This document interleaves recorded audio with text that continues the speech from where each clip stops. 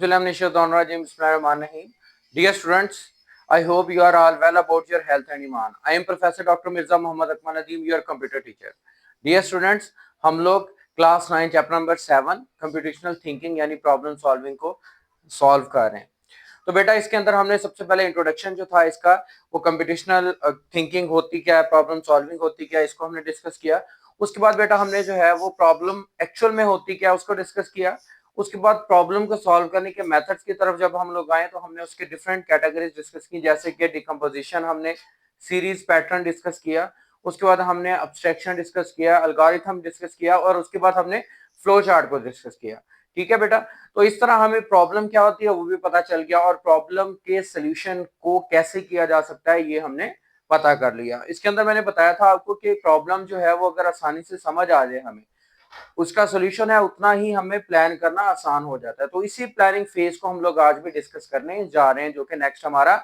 पजीडो code के नाम से है। तो बेटा पजीडो कोड को डिस्कस करने से पहले वो दोबारा मैं एक चीज कोड करूंगा कि आइंस्टाइन ये बात कही थी, कुछ बुक्स के अंदर 59 मिनट्स लिखा हुआ है, किसमें 55 मिनट्स, कि अगर इस ग्लोब के ऊपर मुझे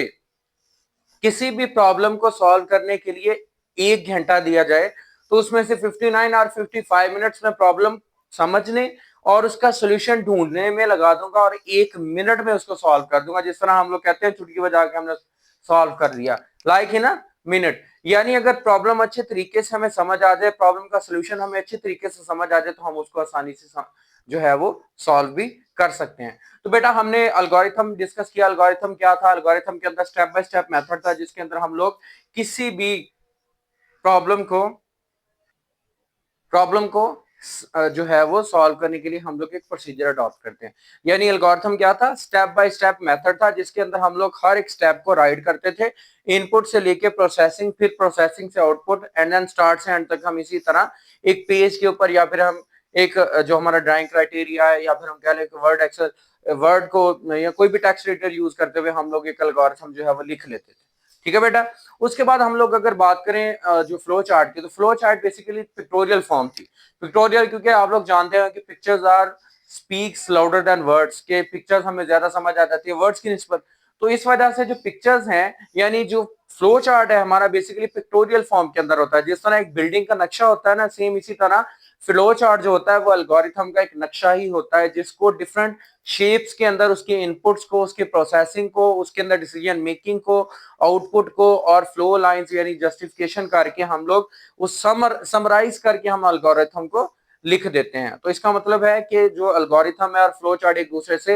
एलोकेट करते हैं, ये एक दूसरे से ही बनते हैं। एल्गोरिथम से फ्लो चार्ट बनता है, फ्लो चार्ट से एल्गोरिथम बना सकते हैं हम लोग, और ये प्रोग्राम से पहले का फेस है। सेम इसी तरह जो पजीटो कोड है बेटा, pseudo code is a method of representing an algorithm, ये भी एल्गोरिथम को रिप्रेजेंट करता है using simple and informal language that is easy to understand. Algorithm अब देखें वो क्या था, सिंपल हमने स्टेटमेंट बाय स्टेटमेंट जो है वो एक चीज लिखी थी, लेकिन वो एक सिंपल वे में थी। छोटी छोटी स्टेटमेंट के अंदर हमने पहले स्टार्ट किया, फिर हमने इनपुट किया, फिर हमने प्रोसेस किया, फिर उसके बाद आउटपुट, एंड देन फाइनली हमने उसको क्या कर दिया, जो है वो उसका एंड कर दिया। ठीक है, लेकिन जो प्रोसीडर कोड है वो उसी एल्गोरिथम को थोड़ा सा इजी वे के अंदर लेकिन ज्यादा ब्रॉड करके लिखता है। That is mean using simple and informal language like English language. Simple and informal language को यूज करते हुए इस तरह लिखा जाता है कि आसानी से समझ आ जाए। यानी जैसे हमें कोई कहे बंदा कि ये चीज मुझे ला दो, एल्गोरिथम में लिखी जाएगी कि हमें ये काम दे दिया उसने, ठीक है, बट कहां से लेके आनी है, कितनी लेके आनी है, किस कैटेगरी से लेके आनी है, किस जगह से लेके आनी है, ये तो उसने बताया ही नहीं। तो इसका मतलब वो चीज हमें क्लियर नहीं हुई। तो पजीडो कोड एक्चुअल में क्या करता है, वो एक्चुअल में हमें बताएगा कि हमें ये वाली चीज इतने केजी इस दुकान से इस वक्त इतनी देर में ला के मुझे दे दो। इस तरह मुझे समझ आ जाएगी इस चीज की कि मैं ये चीज, ये काम जो है वो इतने देर में इस तरह से उसको कंप्लीट अगर करूंगा तो वो हो जाएगा। तो पजीडो कोड बेसिकली एल्गोरिथम ही है, लेकिन ये इतना क्लियर एंड कट होता है कि इसको इजीली इंसान जो है वो समझ सकता है। कोई भी प्रोग्रामर प्रोग्राम डिजाइन करने से पहले, एल्गोरिथम डिजाइन करने से पहले उसका पजीडो कोड लिखता है, फिर एल्गोरिथम की शेप में आता है, देन एल्गोरिथम फिर फ्लो चार्ट के अंदर चेंज हो गए, यानी जिस तरह उसको समझ आती जाती है वो फिर उसको उतना ही समराइज करता जाता है और देन फाइनली जो है वो अपना प्रोग्राम जो है वो बना लेता है। So what is pseudo code, मैंने लिखा pseudo code is not the actual code, ये एक्चुअल कोड नहीं होता, कोड क्योंकि मैंने कहा कोडिंग मीन आ जाता है सॉफ्टवेयर की डेवलपमेंट, लेकिन ये एक्चुअल कोड नहीं होता, हम इसको हाई लेवल लैंग्वेज नहीं कह सकते कि हमने जी प्रोग्राम ही लिख दिया अगर पोजिटो कोड लिख दिया, that is not actual a code that can be run on a computer, की कंप्यूटर पे इसको रन कर दिया जाए, बट रेदर अ वे, लेकिन एक तरीका है that is to describe the step of an algorithm, कि हमने जो एल्गोरिथम लिखा था उसमें जो इनपुट फेज थी उसके अंदर ये चीजें हमने की थी, ठीक है, प्रोसेसिंग फी थी, जो फेज थी उसके अंदर हमने ये चीजें की थी, आउटपुट हमें आई थी तो इस तरह से आई थी, ठीक हो गया। So of an algorithm in a manner that is easy to follow, जिसको आसान था बिल्कुल, जिस तरह मुझे किसी ने कहते यहाँ से घर जाओ, सामने दुकान है, दुकान से इतने केजी शुगर लेके आ जाओ, मतलब एक सिंपल वे था और मैं ये काम करके वापस आ गया। So pseudo code is not the actual code, ये एक्चुअल कोड यानी प्रोग्रामिंग कोड नहीं होता, that can be run on the computer, क्योंकि प्रोग्राम तो कंप्यूटर के ऊपर जो रन होगा वो मशीन कोड के अंदर होगा या फिर हाई लेवल लैंग्वेज से कंपाइल किया हुआ मशीन कोडेड होगा, बट रेदर लेकिन वो एक ऐसा that is a way to describe the step of an algorithm in a manner that is easy to follow, जिसको आसान है बिल्कुल लिखना, समझना और फॉलो करना। जी बेटा इसकी एग्जांपल थोड़ी सी मैं लिखूंगा, हमारे पास इफ इवन काउंट करना है हमने कि if a number is even और ऑड, ठीक है, इसको एल्गोरिथम अगर इसका लिखेंगे हम लिखेंगे start input the number a b, उसके बाद प्रोसेस में हम लिखेंगे कि if a is greater if a is divided with b and module equal to 0, या a divided with 2 और b is divided with 2 module 0, ठीक है, ये हमने प्रोसेस कर दिया and then after that output आ गई दैट इज इवन और ऑड, वो डिपेंड करेगा हमारे नंबर के ऊपर और एंड हो जाएगा। लेकिन पोजिटो कोड क्या कर रहा है, सबसे पहले प्रोसीजर बता रहा है क्या करना है हमने, दैट इज चेक इवन और ओड नंबर, बता रहा है हमें पहले क्या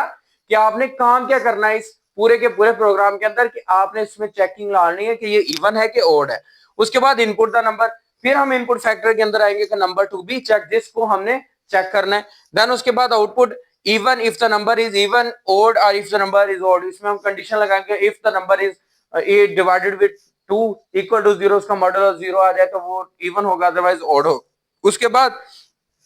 बिगिनिंग ये देखें, if the number is module 2 is equal to 0, then the print even, else print odd and in def। ये पूरे का पूरा प्रोसीजर हमें क्या बता रहा है, एक ही चीज को एक्सप्लोर कर दिया इसने, एक्सप्लोर कैसे कर दिया, मुकम्मल हमें बता दिया कि हमने इस प्रोसीजर के अंदर किया क्या है, ठीक है बेटा। सो पोजिटो कोड एल्गोरिथम को ज्यादा इजी वे में लिखने और समझने में मदद देता है। Why the pseudo code, why we use the pseudo code, अब इस्तेमाल हम क्यों करते हैं इसको, सबसे पहले क्लैरिटी के लिए, जैसा मैंने बताया कि कोई भी प्रॉब्लम उसका सॉल्यूशन या एल्गोरिथम डिजाइन करना हमारे लिए क्या हो जाता है, इजी टू अंडरस्टैंड, आसानी से हमें समझ भी आ जाता है, आसानी से हम उसको लिख भी देते हैं। प्लानिंग, उसकी प्लान आउटलाइन प्लान करना, यहाँ पे देखें चेक द ओड नंबर, पता चल गया हमने इसके अंदर इस प्रोग्राम के अंदर इसके अंदर ये करना है, उसके बाद हमने इनपुट क्या करना है, इसके अंदर एक नंबर इनपुट करना है, उसके बाद जो प्रोसेसिंग करनी है इवन नंबर और ओड नंबर फाइंड करने के लिए ये हमने फार्मूलेशन करनी है, फिर हमने एंड करना है एंड सो ऑन। इससे क्या हो गया, प्लानिंग हो गई कि हमने ये तरीके से ये काम ऐसे ऐसे इस वक्त इस तरह से करना है। उसके बाद कम्युनिकेशन, इजी टू डिस्कस, जैसे मैं आप लोगों को समझा रहा हूँ कि मुझे एक एग्जांपल दी मैंने आपको कि मैं घर से बाहर से कुछ चीज लेने जा रहा हूँ और मैं आसानी से आप समझ गए कि सर ये बताना चाह रहे हैं कि ये एल्गोरिथम को अगर सिंपल मुझे कह दिया जाता मुझे समझ ना आती, लेकिन सर ने बता दिया कि स्टेप बाय स्टेप एक तरीका था, इतने वक्त में इस तरह से इस दुकान से उस तरह ये इस तरह, ये मतलब हमें आसानी से वो चीज क्लियर एंड कट समझ आ गई। तो बेटा ये पोजिटो कोड इसीलिए यूज होता है ताकि एल्गोरिथम को हम आसानी से समझ सकें।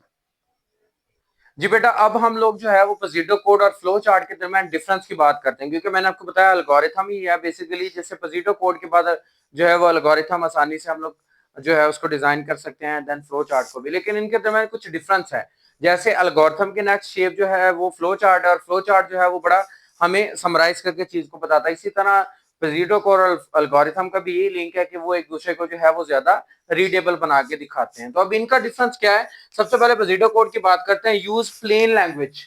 प्लेन लैंग्वेज को यूज करता है and structured format, plain language यानी सादा लैंग्वेज और structured to describe the steps of an algorithm, algorithm के स्टेप्स को, जिस तरह मैंने एग्जांपल लिखी थी उसके अंदर जो है वो हमने हर एक स्टेप को थोड़ा थोड़ा ब्रॉड कर दिया था, यानी क्लियरली हमें समझ आ रहा था लेकिन इंग्लिश में था। अगर फ्लो चार्ट की बात करें तो flow chart use the graphical sample, इसमें हमने ग्राफिकल सैंपल लास्ट वीडियो में डिस्कस किए थे, इसमें हमारी जो है वो अवल शेप यूज होती है स्टार्ट के लिए, उसके बाद हमारी पैरेललोग्राम यूज होती है कि अगर हम लोग उसके अंदर इनपुट आउटपुट शो करवानी है, उसके अंदर जो है वो हम लोगों ने डायमंड शेप को यूज किया। इसके अलावा हमने जो है उसके अंदर प्रोसेसिंग सैंबल यानी रेक्टेंगल की यूज किया, एरो लाइंस को यूज किया, उसके बाद कनेक्टर यूज किया, यानी ये डिफरेंट सैंबल्स थे। Flow chart use a graphical symbols, तस्वीरी शक्लें यूज करता है, एंड एरोज और एरोज यानी फ्लो लाइन यूज करता है to represent the flow of an algorithm कि एल्गोरिथम जो है वो किस साइड पे फ्लो करेगा, वो अप टू